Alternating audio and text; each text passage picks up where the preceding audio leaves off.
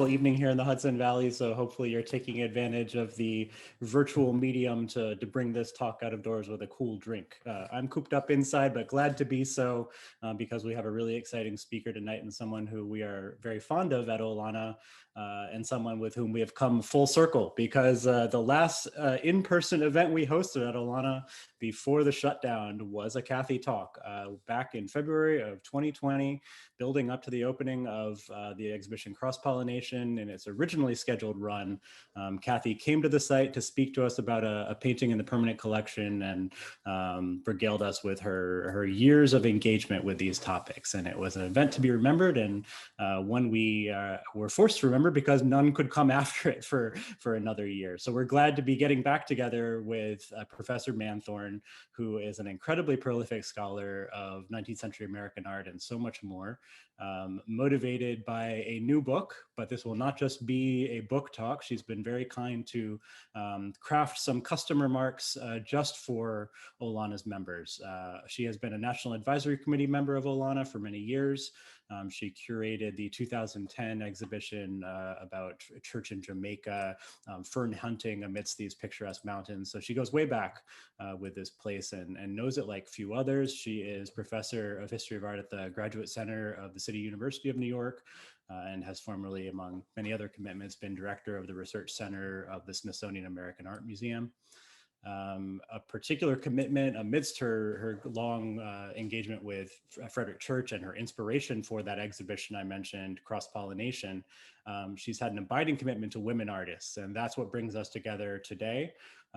Two different recent publications, one, Women in the Dark, American Female Photographers, 1850 to 1900, and more particularly, the one that I hope my virtual background will let me show here, Restless Enterprise, The Art and Life of Eliza Pratt Greatorex, University of California Press, 2020.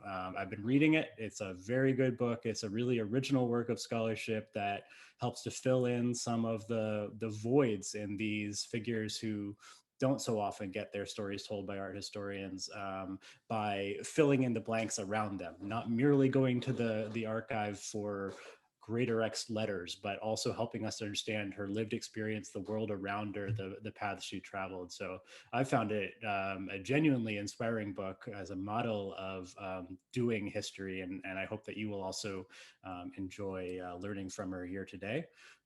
Kathy is not so far away from us here at Olana, up in the Champlain Valley with her husband, James Lancel McElhaney, an artist who has done programs for Olana as well. And also I am told to note their cat Maeve, and she will be speaking on Eliza Pratt Greatorex and Frederick Church, Art, Travel, Faith, and Home. And I will turn it over to Kathy. Well, thank you, Will. That was a very kind introduction. And I want to thank all of my colleagues at Olana, Margot, Carolyn, Sean, Mark, and all the others. It's a great honor to be speaking to you tonight. And I thank everyone for attending. So might as well just jump right in, I think.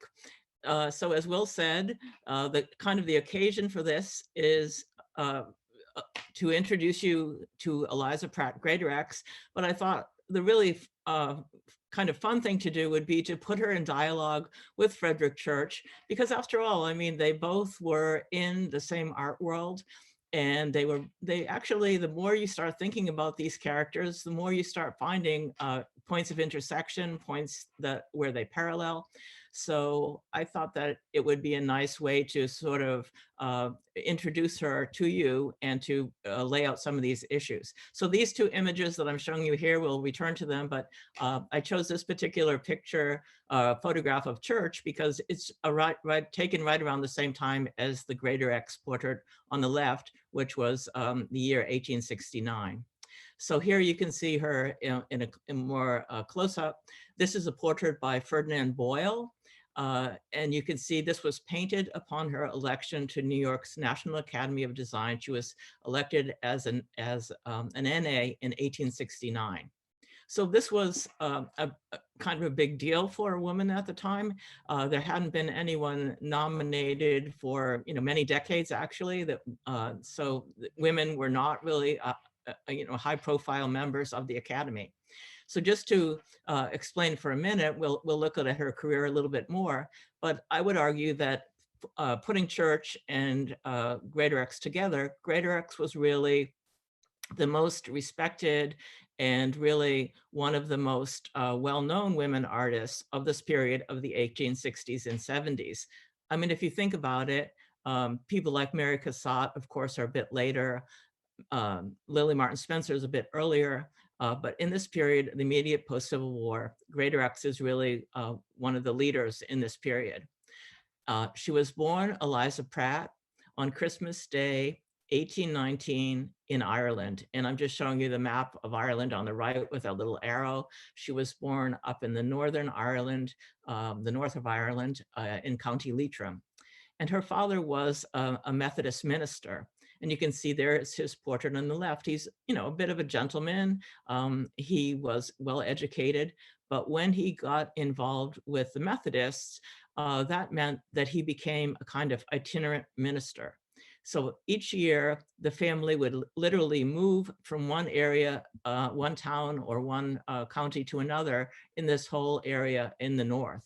So really, Greatorex grew up, Eliza Pratt grew up, kind of peripatetic life. She and her many brothers and sisters would all move each year. The church would, give them some kind of housing, and their father would be constantly on the move, tending to the people who were under his charge. So it was a kind of life that already prepared her in a way as an artist traveler. So just to give you a few facts, she emigrates from Ireland to New York City when she was in her 20s. She would have had some art training in Ireland. We're not exactly sure of the precise details, but she certainly arrives here with training and skill. Once she arrives here, she meets a man named Henry Greatorex. He was from Britain. He was a musician and a composer. His father was actually quite distinguished in Britain. He was the organist for Westminster and was actually buried there. But Henry, being, I think, the fifth child or the fifth son, didn't have much hope of inheriting much. So he came to the United States and became a musician and a composer here basically started out in Hartford. So when he meets Eliza, they get married in 1849. They have 3 children of their own and one from a previous marriage. His first wife died in childbirth. 10 years later, Henry dies in 1858 and leaves her with a distinct lack of fortune and 4 children. So basically, Eliza revs up her art career in order to support the family. So now we switch to Frederick Church, a very different scenario. This is a photo by Cerrone from the 1860s. And as you know, Church was probably the most popular and financially successful artist in the United States in the 1850s and perhaps into the early 60s. So his profile is a bit different. Oh, sorry. You can see this is one of his early paintings, Hooker and Company, journeying through the wilderness from Plymouth to Hartford in 1636. Church painted this in 1846. So this party that is helping to found Hartford, Church was a direct descendant of one of the English Puritans in this party. So just this idea that he has these deep roots that go back in the history of the country to the 17th century, and he has a very clear sense of himself and his belonging to this place and his ties, especially to the Hartford area of Connecticut. So very different from someone who grew up in Ireland, moving from place to place, and then emigrates to the United States in the 1840s around the time of the famine. Well, one of the things that Church and Greatorex have in common in a way is Thomas Cole.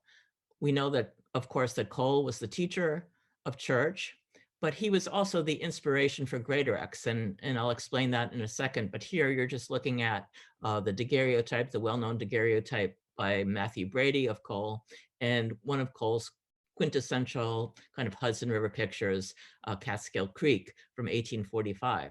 So the connection here is partly through Henry Greatorex himself, because Henry Greatorex, the husband, was living in Hartford, And here you can see on the right, this is the church, St. John's, where he was the organist, and he composed music for the church. So he has early roots, and when he arrives here, he sort of is part of this whole Hartford crowd.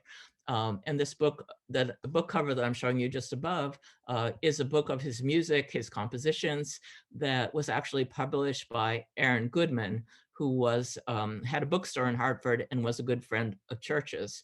And so one of the early descriptions that I actually found of Henry Greatorex when I was working on this project, which took me many, many years, more than I want to admit, was a letter from Aaron Goodman to Frederick Church describing Greatorex. And he says, you know, he's one of the most brilliant men I've met. He speaks many languages. He not only composes music, he can draw and paint. But then he adds, but he's the most impractical man that you would ever want to meet, or something to that effect. So we know that Church was aware of Henry for sure. And I think through that connection, also Eliza Greatorex, his wife. But also that meant that because Henry was very much hooked into this whole Hartford crowd, I think he was aware, of people like Daniel Wadsworth, Thomas Cole, Aaron Goodman, this whole group.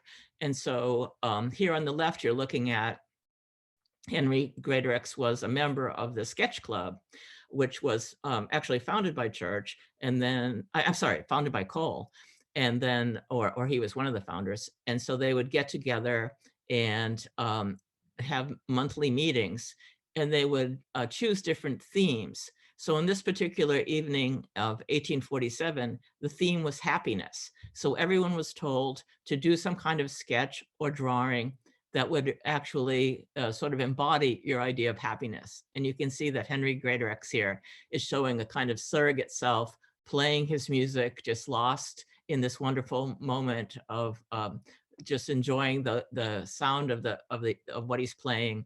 And so you can see that he's an artist himself, and marrying a visual artist. This was a very interesting kind of power couple in a way, cultural power couple, and certainly with links to the Hartford scene and probably to Church. So Eliza then is in New York.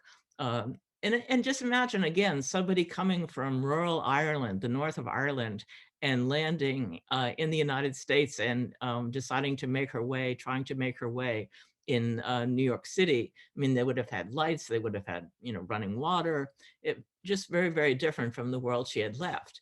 And yet, very quickly, she seems to figure a lot of things out. She starts, before Henry's death, she had already been painting and exhibiting at the National Academy of Design and elsewhere.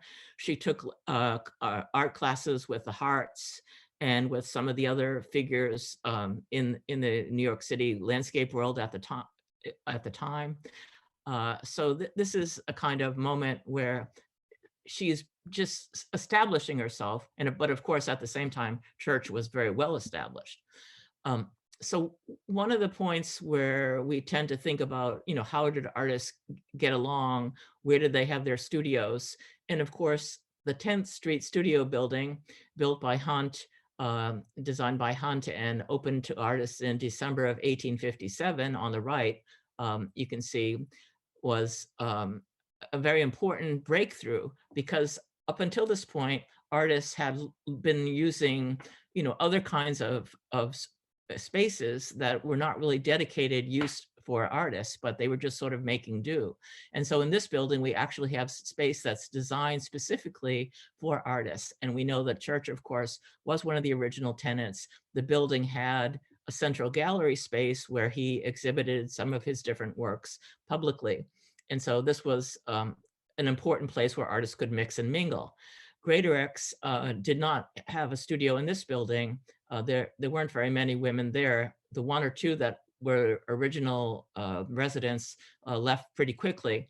But Greatorex was in the Dodworth building, which was at 5th Avenue and 26th Street. So both of these buildings had this phenomenon of the artist receptions. And here I'm showing you one from the 10th Street building, but similar things were going on at the Dodworth. So that, once a month, they would open up their studios, they would have works on their easel. The public would come into the building and move from space to space, visiting the artist studios, seeing what they were doing, perhaps chatting with the artists. So we know Church was not a huge fan of this type of activity. This is not the way he generally interacted with his public, but we know that Greatorex and other women took advantage of this opportunity. And some of the reviews that one can read in the New York Times and elsewhere praised Greatorex's studio. They said, oh, hers was one of the most beautifully decorated, and she was very gracious explaining her work. So this was in the days before there were very many commercial galleries. This was an important venue or an important opportunity for any artist, but especially for these women because they were barred membership in some of the other clubs like the Century Club or the Union League Club, where some of the male artists could hobnob with businessmen and others who would be their patrons. So this was an important opportunity for these women, and they did take advantage of it. The other great institution, of course, was the National Academy of Design in New York. And here's the building on the left that was called the New Building. It opened in the 1860s. And on the right, you can just see one of the annual receptions when the shows first opened. So everybody here is sort of seemed to be socializing as much as looking at the artworks. But again, this was an important place for artists to be able to show their work. And so Greatorex, Eliza Greatorex, and many others would be very eager to submit things and to have it hung on the walls of the Academy. So the fact that she became a member in 1869 was, of course, a very important breakthrough for her. And so as many listening probably know, when one was elected to the Academy, you were supposed to produce a diploma portrait. Sometimes it was a self-portrait, or other times artists would commission another painter, a portrait painter, to create these works. So on the left, I'm showing you Edward Harrison May's portrait of Frederick Church when he was 22. So, this gives you the idea. He was, a real prodigy. Right? He was, the kind of, at the time, the young, very young member. He really dazzled people. The next year, he was in 1 year, he was nominated as an associate. The next year, he becomes a full member, which was not usually the case. It usually took longer. So, he's really on a very successful trajectory. Greatorex on the right, she's age 50 when she becomes an associate. So but this, again, to keep in mind, I think that this is not just a personal trajectory for her, but I think oftentimes we do notice that the women did have a slightly different chronology to their careers and a slightly different path with children, and oftentimes being spurred on to take on new activities if they were widowed or if there was some other strange change in their station. So that was more or less the case with her. So New York had all different kinds of opportunities for exhibiting, and this was one case where we know that Church and Greatorex were both very much involved with the Metropolitan Sanitary Fair in New York City in 1864. So just to remind people that the Sanitary Commission was the sort of precursor to the Red Cross, that when the Union got involved in the Civil War, there was not really a great infrastructure for medical care for the troops or food or other things. So the Sanitary Commission was the organization that was trying to implement those things. And of course, they needed money to be able to do all the things that they needed to do and to take care of the soldiers. And so cities all over were doing different types of benefits, finding different ways to raise money. And one of the ways that New York did this was with this Metropolitan Sanitary Fair in 1864. So on the left, you can see the sort of the grounds. This was at Union Square in New York City. And on the right, a familiar image of the interior of the gallery, of the a picture gallery. And you can perhaps notice at the end, Loitz's painting of Washington crossing the Delaware. And where I have the yellow arrow is Church's Heart of the Andes. So Greatorex was here somewhere, but I can't tell from this image exactly where she was. But here you can see, this is the familiar image that we all know now of Church's Heart of the Andes. That was painted in 1859, but in 64, he shows it in this window box frame that gives you this idea of almost looking out through a window onto the Andean world. So this idea of the verisimilitude of this image and the experiential aspect of it was very much on people's minds. But you can see, of course, up above, the portraits of 3 of the presidents gives us this idea again of nationalism. And we start to think, okay, what is the relationship of the United States to this Andean region, to this region of Ecuador that Church has depicted here? Is it some kind of, further sort of statement of manifest destiny? It's an intriguing image in itself, but this was, in any case, the way it was exhibited at the Sanitary Fair. The Irish-born Eliza Pratt Greatorex donated a painting of Kate Carney's Cottage, which I have not been able to locate yet, but I'm showing you a 19th century photograph of her house, which was located in the Gap of Dunlow. And on the right, a kind of schmaltzy card. But you can see that this woman, Kate Carney, she was someone who lived in this cottage in this difficult pass. And it was supposed to be forbidden, that she wasn't supposed to serve food or drink to travelers passing through. But in fact, she actually did have this very strong drink called that she served to the travelers and sort of flaunted the rules in order to help people.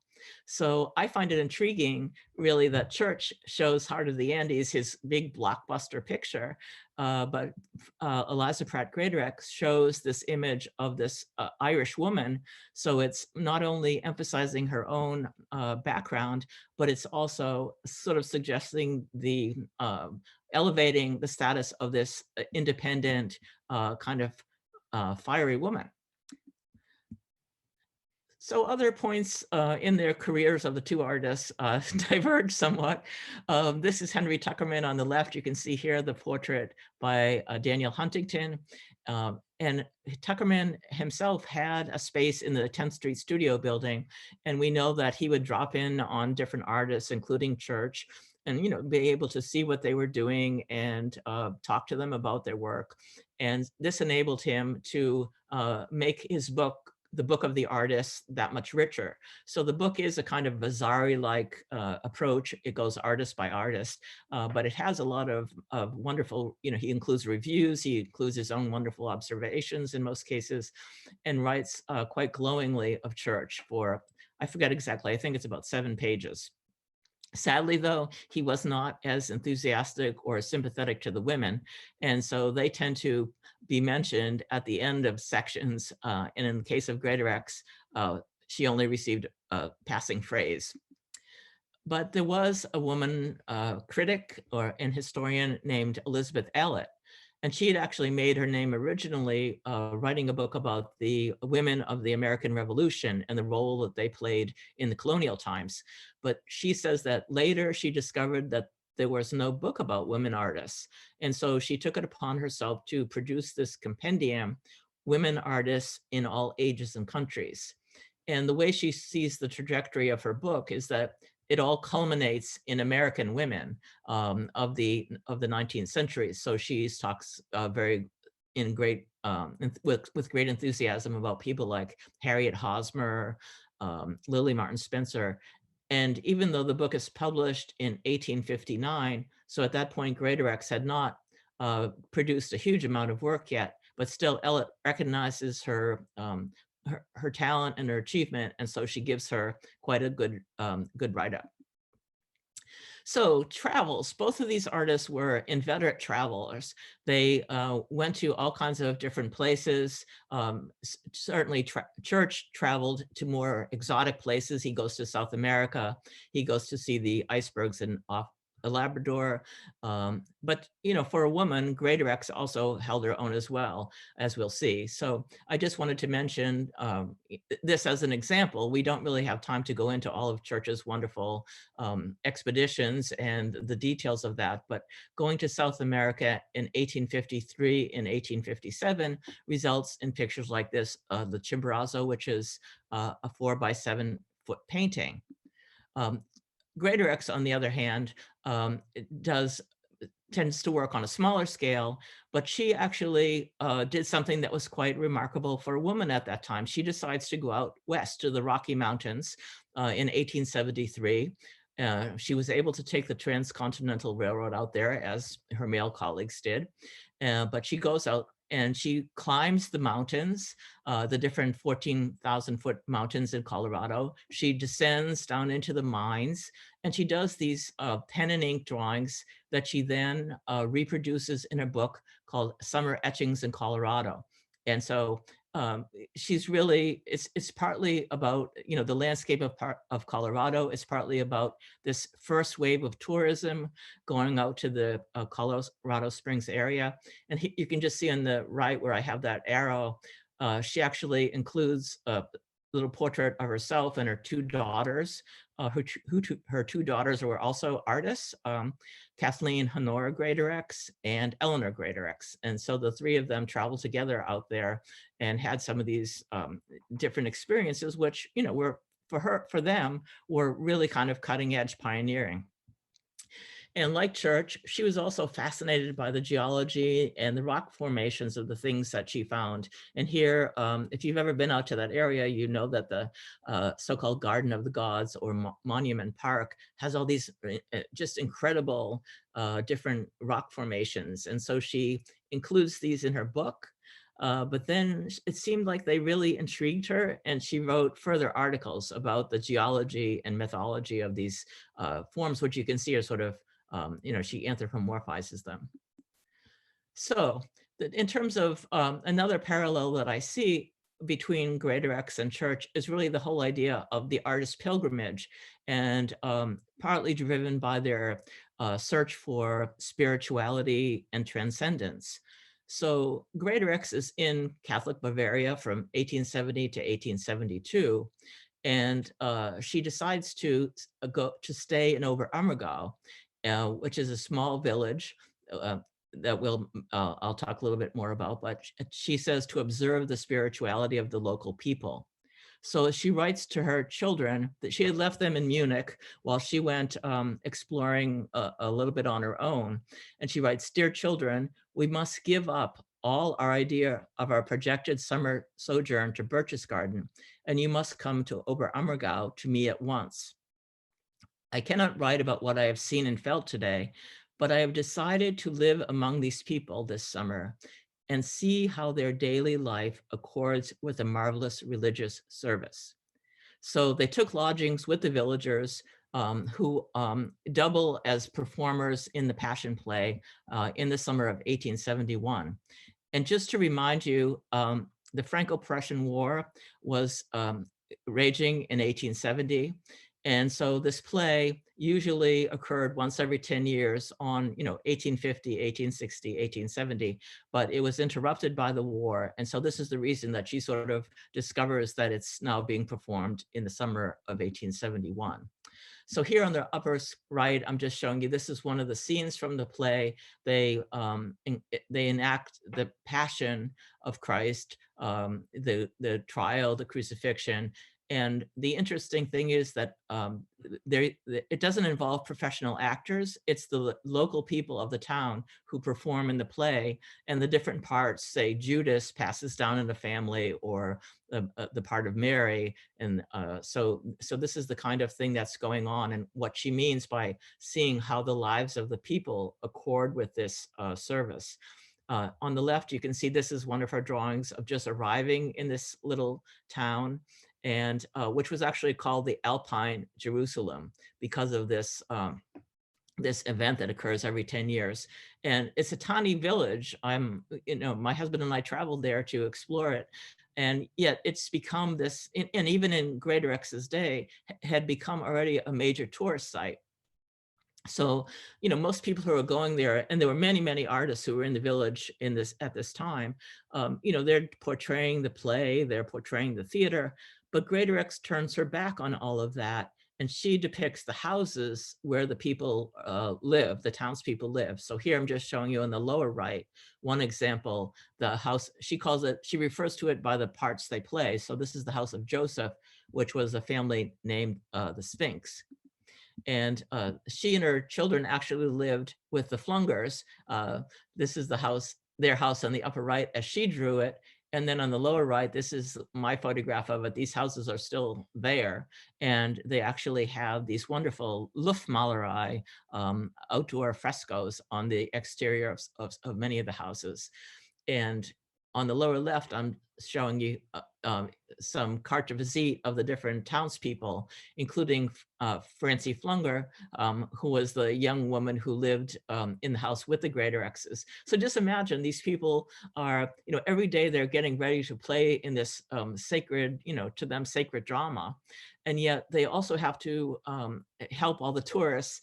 People are staying in their house. They have to make meals for them. They have to help clean. And so this was a very busy summer once every 10 years when this occurred.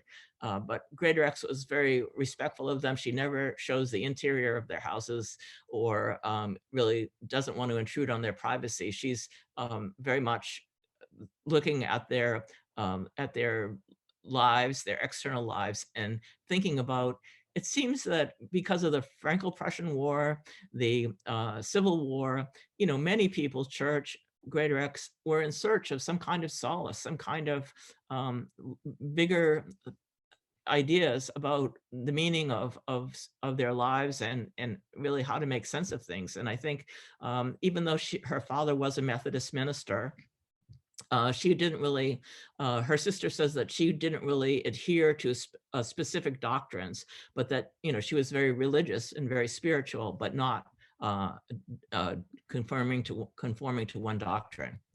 So, okay, so Greatorex is in Germany from 70 to 72. And in the meantime, at 1867, Church and his family go on a multi-year tour of the old world.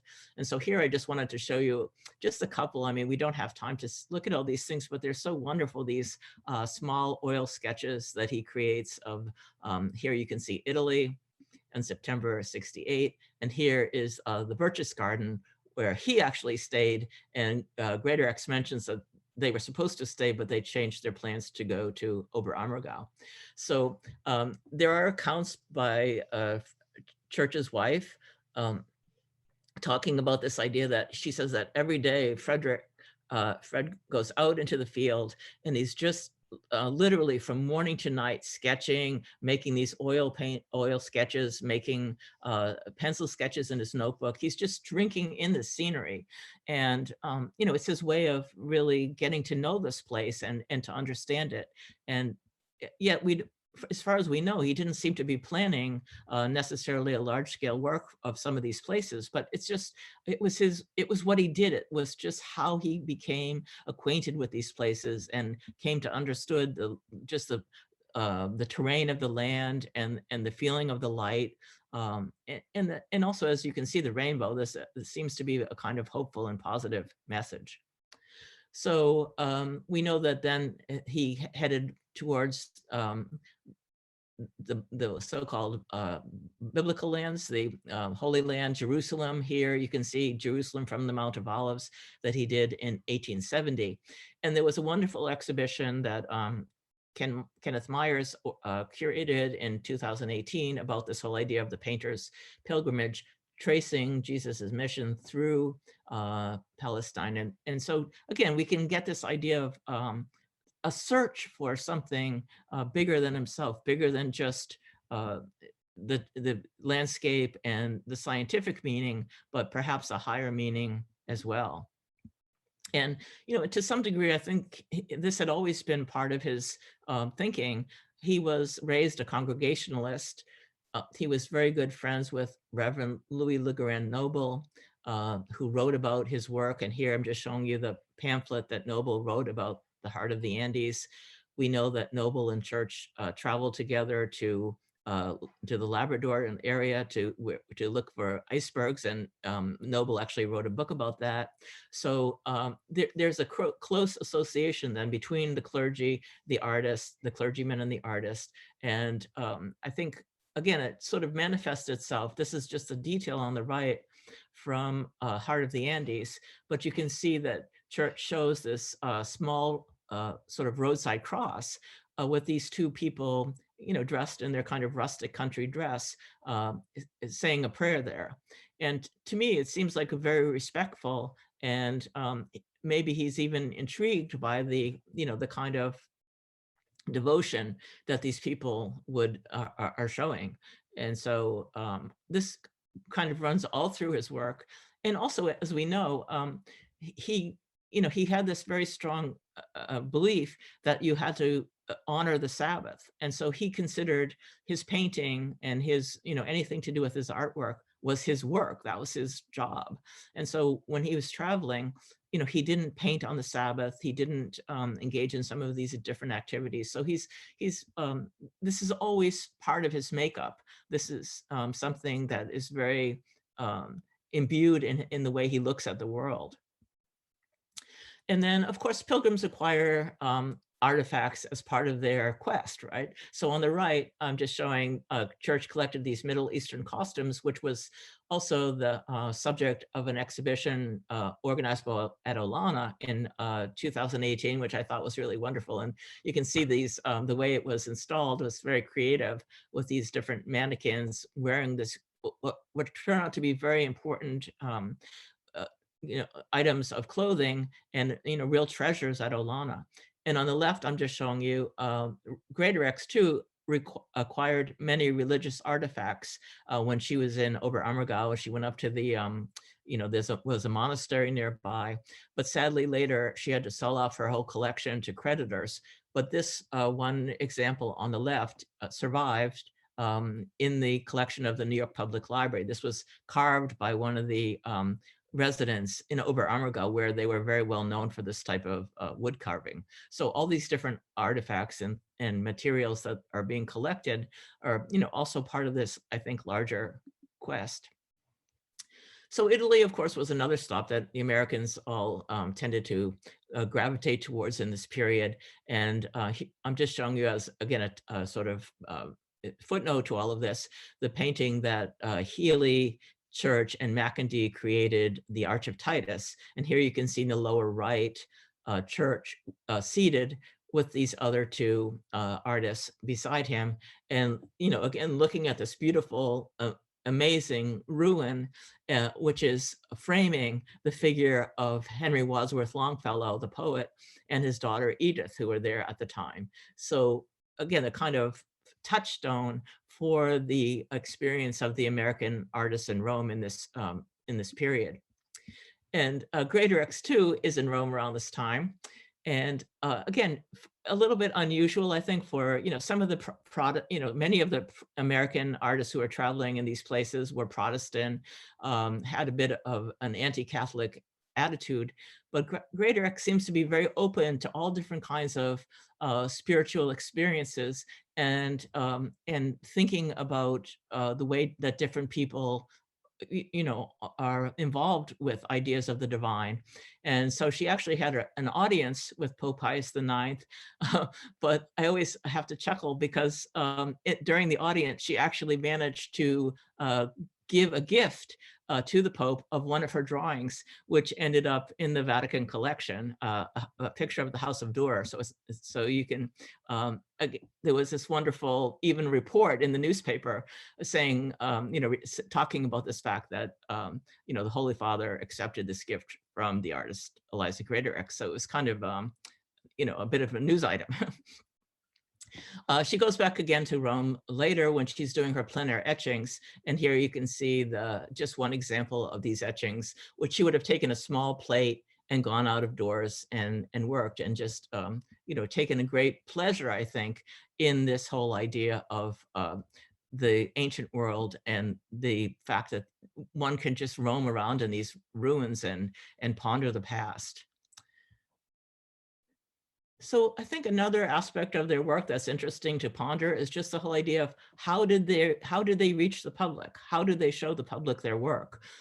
Church, we know, for a while used this method of the single picture exhibition, and the most famous example, at least I think, is Church's painting of the Heart of the Andes. And so you can just see this is one of the flyers from it. He would charge a 25-cent admission. And this was actually in the studio building. So we know that there are accounts by different artists, like J. Alden Weir talks about the fact that, he went to see the Heart of the Andes, and towards the end of the run, and the line was, going around the block, but everyone stood there waiting to get in to pay their 25 cents and see this painting. So on the right, you can see this is there were several different pamphlets written about this work, and the authors would sort of take the viewer by the hand and move through the picture and explain different aspects of it in order to really make it more vivid and alive and help people understand what Church was actually doing. And here's the painting itself. So just imagine, again, this 5 by 10 foot painting was, set up in a hall or in the gallery at the 10th Street building. And at night, if I just go back to that for a second, it would be shown during the day from 8 to 5, and then from 7 to 10. So 7 to 10, it would have been shown by gaslight. So it was just this whole kind of experience that people just couldn't get enough of. People were buying season's tickets to go see this, and you could bring your opera glasses and then zero in on details like this little motif here of the people looking at the cross, or a Church's signature in the carved into the tree at the left, or even just the beautiful foliage and birds. So people at the time were drinking this in, this whole idea almost of as one critic called it, a geography lesson in paint. So this was one way that Church actually reached his public in this very kind of theatrical manner. And then the painting actually went on a 10-city tour. So not only was it shown in New York, but it went around to other cities around the country. And so it really managed to reach a very broad audience. Greatorex, on the other hand, takes a different approach. She is not looking at the, at the exotic and the faraway world of South America. She turns her attention to New York City.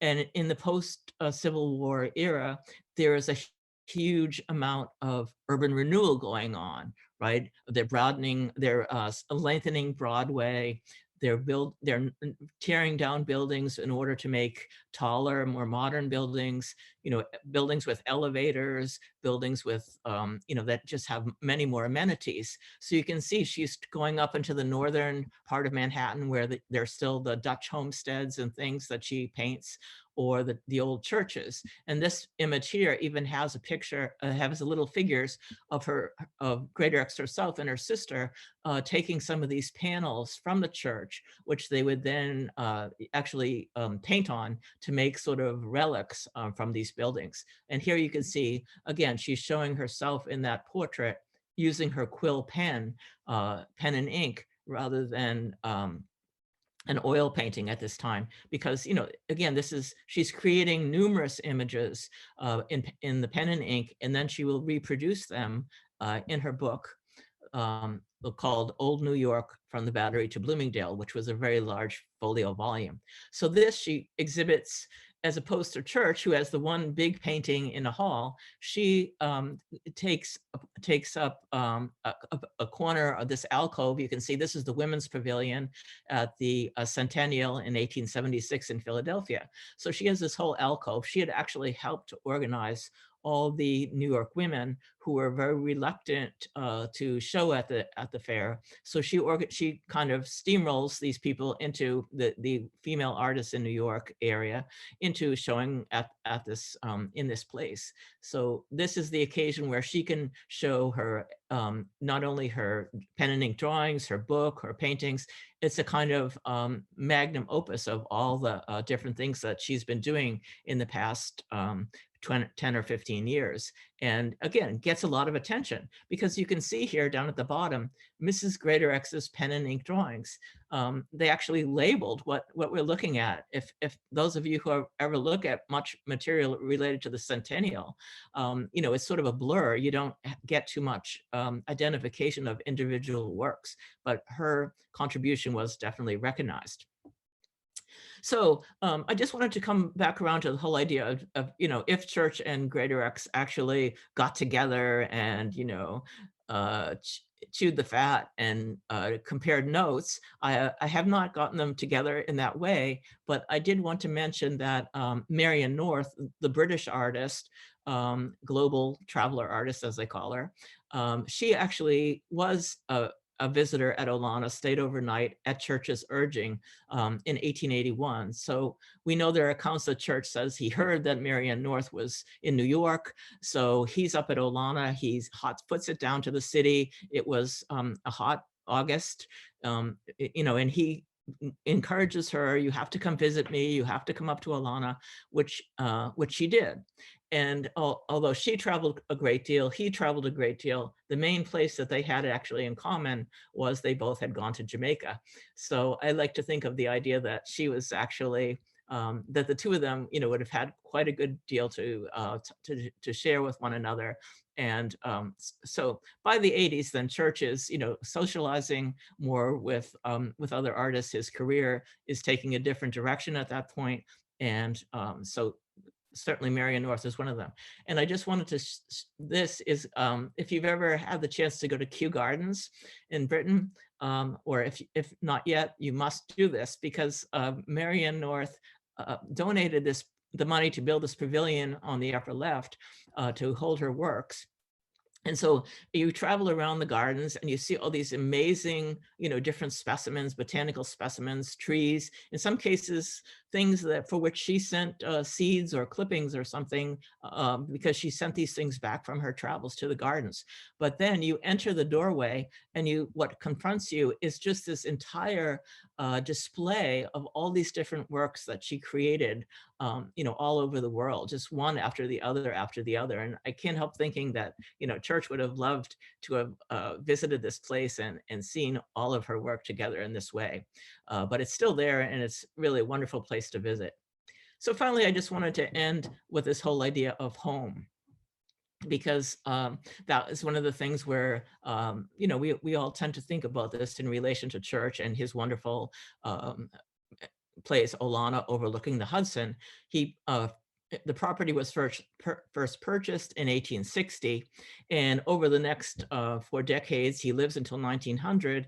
He's continually working on the grounds, adding to the house, turning it into a working farm. I mean, in a way, he spends an enormous amount of time. I mean, you might even use the word nesting, continually working on this house and creating this, what turns out to be the kind of major creation of the latter part of his career. But yet when we think about Greatorex, sometimes we think, women, they're more domestic, they have all these, these desires of their own. But when we look at her life and her work, we can see that home is a constant theme.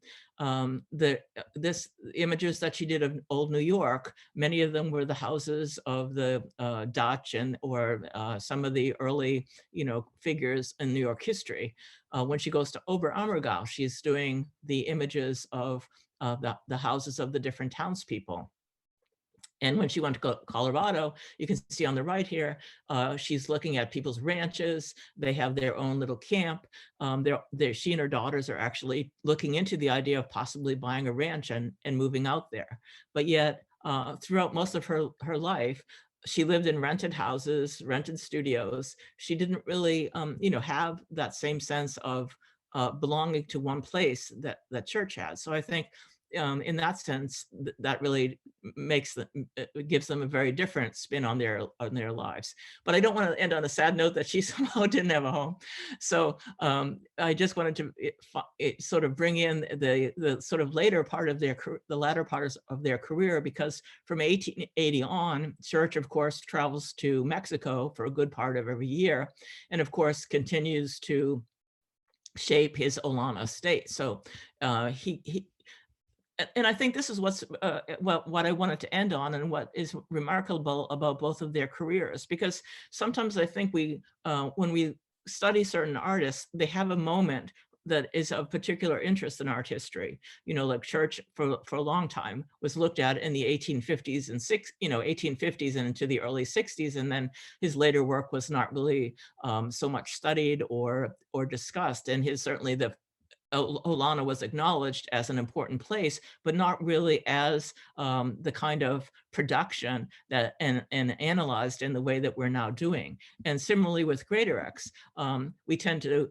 again, she is at her etching table in a Paris studio in 1889. She's around 70 years old, and she's still traveling in search of subjects. And here I'm just showing you one of her works from this period of Florence. So they both have this kind of enormous energy and drive, and never really being satisfied that they've done as much as they could. They always want to learn more. They always want to create something new and to share it with others. So I think that's what makes them, in the end, something that they do share, and that makes them especially intriguing to study. So if you'd like to follow my further adventures, of course, the book is out there and available, and I thank you for your attention. Thank you very much, Kathy. What a rich talk. And I see so many dialogues with things we're working on right now, so many threads to pick up, and we've got a lot of good questions to pick up. So just to start, I'll say thank you all again for being with us. Thank you for being a member. If you're not a member already, please consider joining at olana.org. And let's get into it. So some of the little threads I wanted to draw out. You had a nice note there at the end. I don't want to end on the sad note that she didn't have a home of her own, didn't have her own Olana. And you have really picked up a thread that we've been thinking about at Olana recently, that this place seems so isolated, seems like such an anomaly, but there were other places not unlike this, and so few have survived. And that rareness gives us a solemn duty to raise up these other stories, these people who didn't get to build a little house museum of their own that will preserve their legacy. So you've really helped us to do that today, and hopefully that'll be ever more a part of the Olana story going forward, looking in this milieu around Church, this creative world of the 19th century, and seeing what other stories need to be lifted up. So I want to second what you said there. You also gave us a little peek of Marianne North, and I wanted to mention that this is also something we've been thinking about. Thanks to our wonderful curatorial assistant, Allegra Davis, we are highlighting Marianne North in the permanent collection as a part of this upcoming exhibition, Cross-Pollination, Heed Cole Church in Our Contemporary Moment, opening June 12th, running through October 31st. So you can see Marianne North's pelican flower much better than people have been able to see it for quite some time, because it's been tucked away in one of the upstairs rooms. And we're going to hopefully make that a little easier to see. Really important, really interesting, pioneering artist.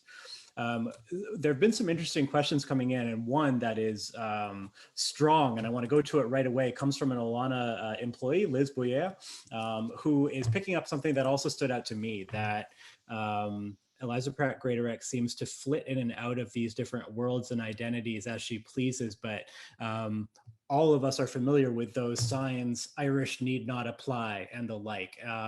This carries a distinct note here and now in an era when we are being forced to reckon with the violence and the hatred that is still in our culture, most recently rising to the surface against Asian Americans. And we are wondering, do you see evidence of that anti-Irish sentiment that must have been so pervasive in the world she navigated with such evident grace?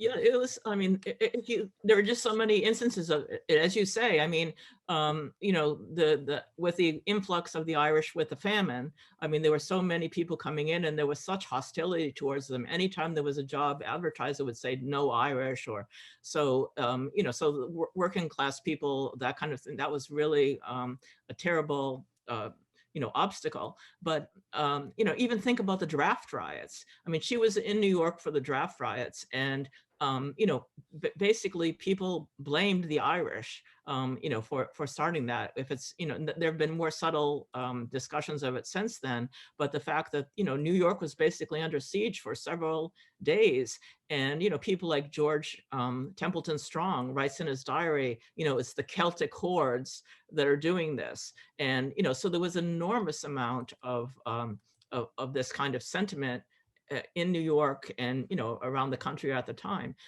I think there was also a class issue to some degree, of course. And so I didn't talk as much about that, but she does, even though her father was an itinerant minister and clearly they didn't have much money, but he must have come from a family, or he did come from a family that was a little bit, you know, that was educated, that was, you know, had a little bit more of cultural standing. Her mother was not. Her mother's people were like more yeoman type people. But I think she had that air because people, the few descriptions that I've ever found of people talking about her said that she was so gracious and all of this. So I think there was something that separated her a little bit from that, but yet at the same time, she doesn't deny that identity. You know, like I showed the, you know, the Kate Carney in 1864, that was right after the draft riots. And she's, you know, a lot of her patrons and friends are the Irish, you know, the people who are pro-Irish and helping people back in Ireland. Emmett, for example, if you know the name Emmett, Thomas Addis Emmett, and he was one of her big patrons, and he was the, you know, the grandson of one of the big rebels who, you know, was fighting against the British. Her own sister married a man named Despard, who was another one of these very famous, if you know the history of Ireland, very famous kind of anti-British Irish. So they were all, this was very much part of their identity. They didn't deny it, but yet I think just by their demeanor and by some of the other things they did, they managed to avoid some of the most overt discrimination. But still, I think, you know, that was part of it. That was, she doesn't, even the way she became a citizen, for example, you know, once you were in the country for a couple of years, you were able to become a naturalized citizen. She doesn't do that until 1867. So again, what was the hesitation there? We don't know exactly. It seemed like after the Civil War, maybe there was you know, feeling that she should do that. But you know, so there are all sorts of questions that are so hard to pin down, because who really writes about this exactly? You know, who really talks about it? How do you get to it? But it was definitely in the air at the time. And, you know, the fact that she's always kind of on the move, you know, to some degree, yes, she's seeking arts, you know, subjects for her art. She's, but at the same time, there must have been something that's kind of driving her, that's always, that she's never can be quite content in any one place, or doesn't feel like she quite can belong there. Is this where we take your title? You sense this restlessness in her, enterprising everywhere. That makes sense. One other thread I'm reminded of by your virtual background here is her interesting use of the print medium. You've mentioned all these other dialogues, unexpected ones with Church, these ways in which they were both collectors and travelers in unexpected places. Just looking to the Olana permanent collection, I'm seeing both these people engage with the print medium in really interesting and unexpected ways. We just keep on finding new evidence in the collection of Church, not only having reproductions of his work made by someone else at arm's length, but also applying oil paint over them, marking up photographs, doing these really interesting interventions. And then we have this prime example here of this painter etcher. And I would love it if you would share with Olana members a little more about how she was using the ability to make reproductions of her own pen and ink drawings. Oh, sure. Well, so it was a real process. I mean, she starts out as the painter, and then she moves to the pen and ink drawings, and then it's a question of, okay, you just have the single drawing. What are you going to do with this? So she went through a number of different stages trying to figure out like how this could be something to disseminate. So, and to keep in mind, this is in the early 60s when she's struggling with this idea. So she first turns to Napoleon Cerrone, and he actually does a series of photographs of some of her first attempts at the first attempts at these drawings. And so she produces this book called Relics of Manhattan, which was, you know, very expensive because you had to print each photograph, and then each one was in this like gold bordered image, and then all bound up in this book. And you know, so that was a very expensive way of doing it, and also in the end probably not so satisfactory, because the sort of drawings looked a little bit like they were, you know, in the early albumin process, they look sort of like they were floating on the page. It was, so then she decides, okay, that's no good. So she goes off to Munich, and she's going to work with Joseph Albert, who was the leading figure at the time. He was started as a photographer, but then he's doing different photomechanical processes to reproduce art.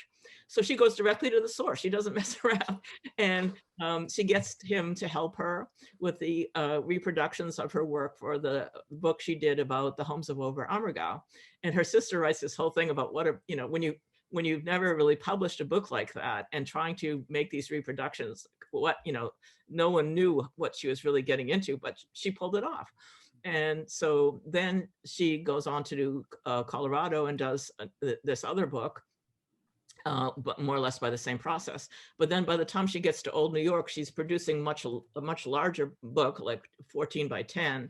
And so she decides again to use this other process called the heliotype.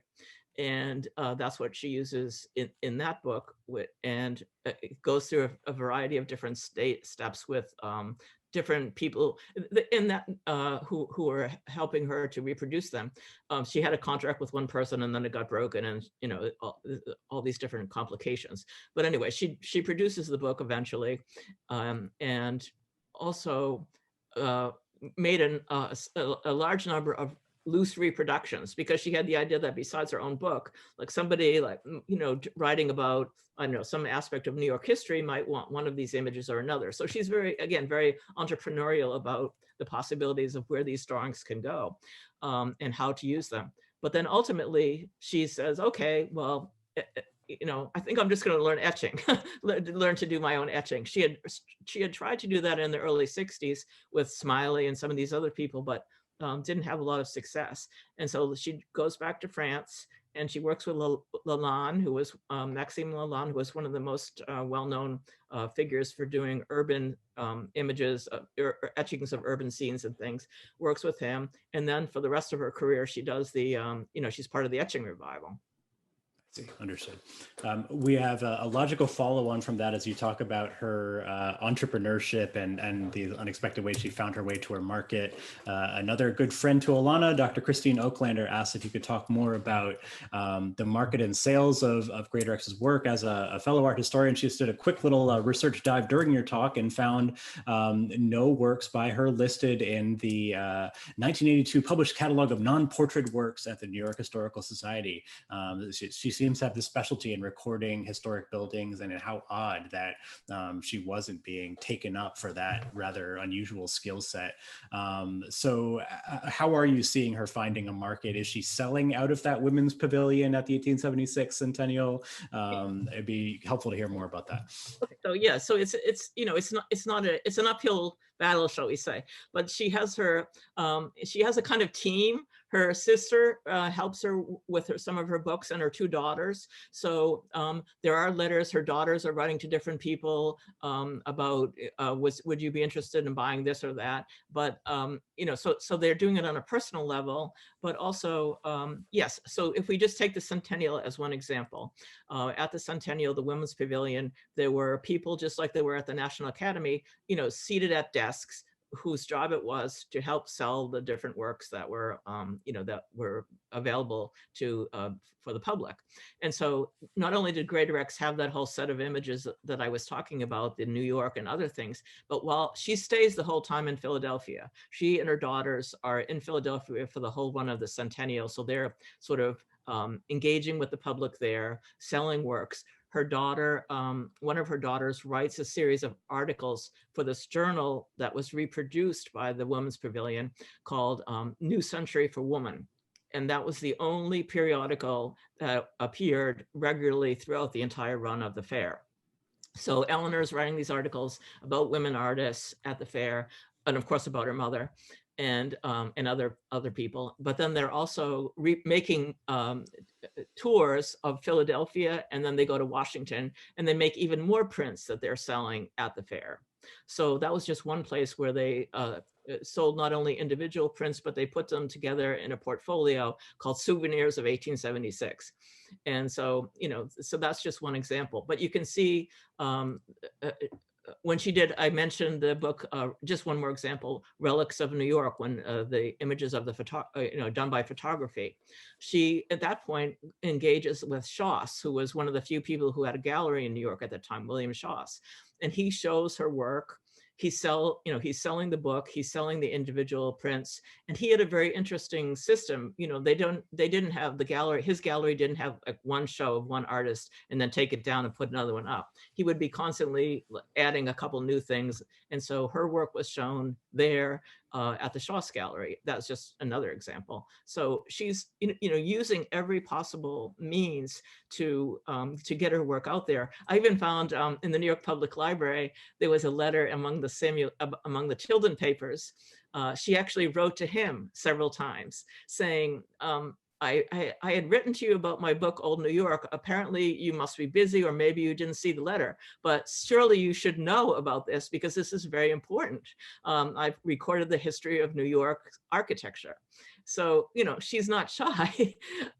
And she's, so they're sending out letters, they're advertising in the different journals, they're, just using every possible contact they have.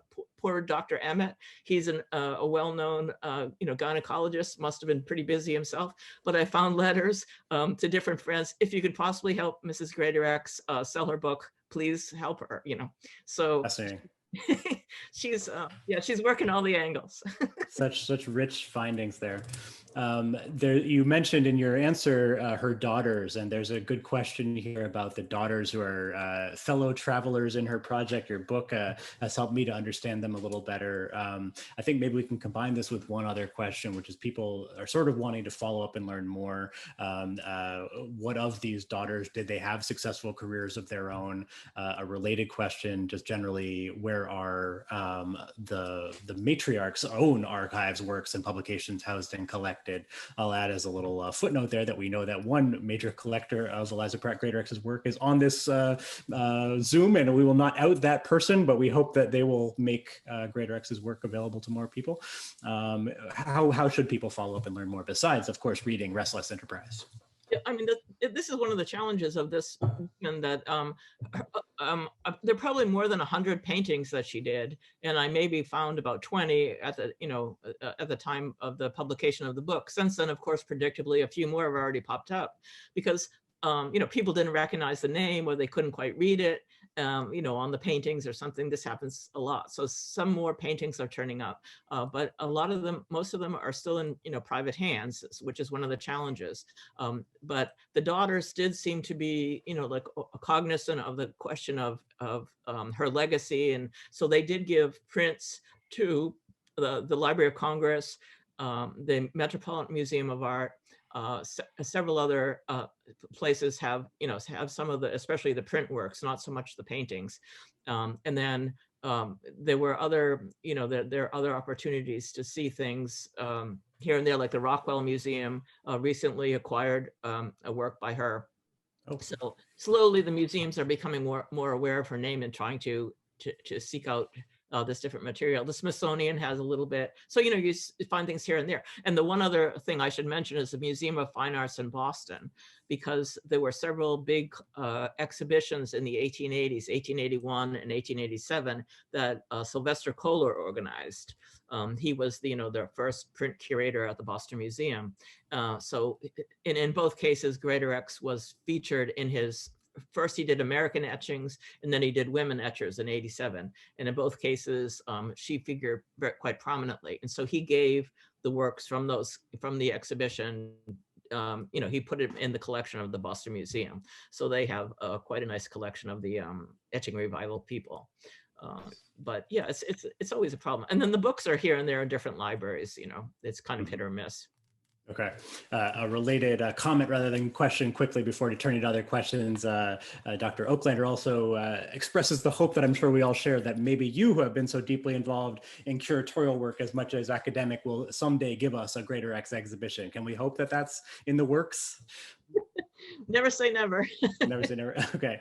Harking back to one earlier point, Professor Alan Wallach is on. Thank you for joining us, Alan. He asks if maybe there's a different way of understanding that flitting between identities, avoiding so much of the oppression of Irish immigrants that we hear about from her time. Is it as simple as that she wasn't Catholic? Isn't so much of that anti-Irish sentiment anti-Catholicism? Well, yeah. I mean, personally, I don't agree with the idea that she was flitting in and out of identities. I think my words, not yours. Yeah, that she was actually, continually curious and wasn't really. Didn't really feel as though she had to settle on one thing. For example, when she decides she wants to record, the buildings that are being destroyed in New York, suddenly, oil painting isn't the medium for that. She needs to be more nimble. She has her pen and ink and her pad, and she can run out and do this. And also, I think it was a kind of sad thing. It's almost like Goya, the black and white pictures. Doing these rosy oil paintings of some of these subjects just didn't really fly in her mind. So I think she was constantly striving, constantly growing. But it's true that some of the anti-Irish feeling was anti-Catholic. But a lot of times people didn't stop to figure that out if they heard, an Irish accent or they suspected. And the other thing that protected her, of course, in some ways, was her name, right? Because Pratt, is an Irish name, but Greatorex, people wouldn't really have recognized that it was her husband's name. He was British, and it was so odd anyway that I don't think some people even knew what it was. And we have a question about just that topic from our president, Sean Sawyer. So did you ever get to the bottom of that? What the heck is that name? Well, yeah. I mean, it was an old British name, and the family was quite distinguished actually, and but it's just like her husband Henry was I think must have been kind of the black sheep of the family, and he just came over to America and didn't have the same kind of connection with the family roots and things that the others did. But yeah, I mean, you can find, maybe I should have gone into that more, but yes, you can, there are explanations about that crazy name. But I have to say, I was lucky that she did have such an odd name, because when you're doing research, well, you know how it is. If I'd been looking for Eliza Pratt, the last name isn't as distinctive. So Greatorex, if I was, following the trail, if I found that name, oftentimes it was a sure bet that it had something to do with her. So, in a way, it was my curse and my blessing. There you go. We experience a different curse in trying to do digital humanities scholarship on an artist whose surname also is a very common noun. So you try to control F for church in a historic document, and you find a whole lot of people who are not who you're looking for. So these little problems of the trade. Maybe just one or two more here. Thank you all for your patience and for being with us. Such a rich list of questions here because people so greatly enjoyed the talk. This one's over my head, but a reference to a particular practice of Oberammergau, I take it. Did she work in color, and did she capture what I take it is a decorative tradition of that place, the Luftmalerei on the buildings there? This is one of the puzzles. I talk about this in the book, but the houses, and even if you go there today, the old houses are white, and they have this beautiful fresco painting on the exterior called, the Luftmalerei, the open air painting.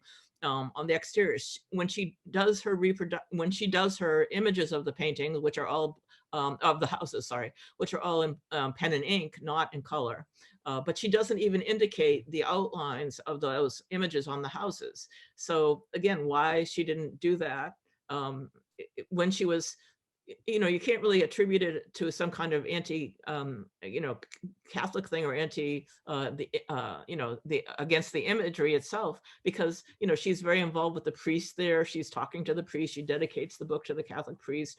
So it's just very curious why she doesn't include those. So if anyone has any ideas, I'd be happy to hear it, but I could never really quite figure out why she didn't even give a suggestion of them. Interesting. The only thing I could think of is that she was, she's, when she does the New York painting images of the New York buildings too, she's casting them in the past. She shows trees all around them, and she's not really showing them the way they are. So in the 1860s or 70s. So maybe it was a way of casting this whole town into the past before, some of this even happened. But it's just my speculation. Very interesting speculation. Last one, maybe a fun one from Sean Sawyer here at Olana. He, like all of us, were struck by those really interesting images of the Garden of the Gods in Colorado and that whole iconography. And he thinks of that other personified natural wonder in the north of Ireland, the Giant's Causeway. And might this Irish immigrant have drawn an explicit connection between those two? Do you think that was in her mind? It could have been. I mean, when she not so much in the book, but then about Colorado, but when she does a follow-up article about it, just on the Garden of the Gods alone, she talks about this idea of the mythology and the geology. She's mixing the two back and forth. So yes, I think she she definitely has that kind of. I mean, Ireland's in her, right? She has that idea of the spirits and the gods and the ghosts, and I think that that kind of thinking would be very much the way she was approaching things. But I should also say that that she was brought out there by these men. She was invited out there by General Palmer and several other people who were developing this area as a tourist site. And so they had actually bought, included in the property that they had sort of acquired for future tourist activities, that whole precinct of that monument, the Garden of the Monuments. And so it was she was one of the early people to explore that. It hadn't gotten so popular yet. So it was kind of a wonderful moment for her. That's fascinating. Just like Bierstadt working for the railroad tycoons and depicting Donner Pass, where the very people are blasting the train through these places. What an interesting case study there. Yet one more artist participating in the tourist industry in the West. So fascinating stuff. But I should just say, I mean, something about the daughters came up, and I felt like I couldn't really do them justice. They really needed a study of their own. But yes, they were successful artists in their own right. And one of the places they actually worked was in the Dakota building, because when the building was going up, they were actually commissioned to paint some of the public areas, to paint sort of decorative murals in the public areas on the first floor of the building. And I was never really able to, pursue that to get access to it or anything, but I did find some articles that were written at the time describing their various motifs and things that they used. And they said the Greatorex girls, as they called them, the Greatorex sisters, were the first women to climb the scaffold and do murals. So, it was always this kind of, everybody's the first or the biggest or something, right? So, but yeah, they were both known too. And when Mrs. Palmer and all those people were organizing the Women's Pavilion in 1893 in Chicago, many of the articles were saying, well, why didn't they ask the Greatorex sisters to do the murals in the Women's Pavilion? They were experienced painters. They'd also done decorative work in Paris. So, so they were, so they do deserve more attention. But at a certain point, I had enough of, I couldn't keep going much longer. You've gone quite enough, and that is a hefty tome as it is there, and everybody should pick up their own copy. It's a great read because of the way she evokes the scents and sounds of 19th century New York and Ireland, and really puts you in these places and helps you to imagine what it would be like to be Eliza Pratt Greatorex. So I've sure enjoyed it. I think you would too, and I know we've all greatly enjoyed this talk. Thank you so much, Kathy, for spending this time with us and sharing your passion for this important artist and historical figure whose story has not been so well told until you came along. So you're doing important work, and we hope to see that exhibition someday that will do even more. Thank you all for being with us. Thank you for supporting Olana, and until next time.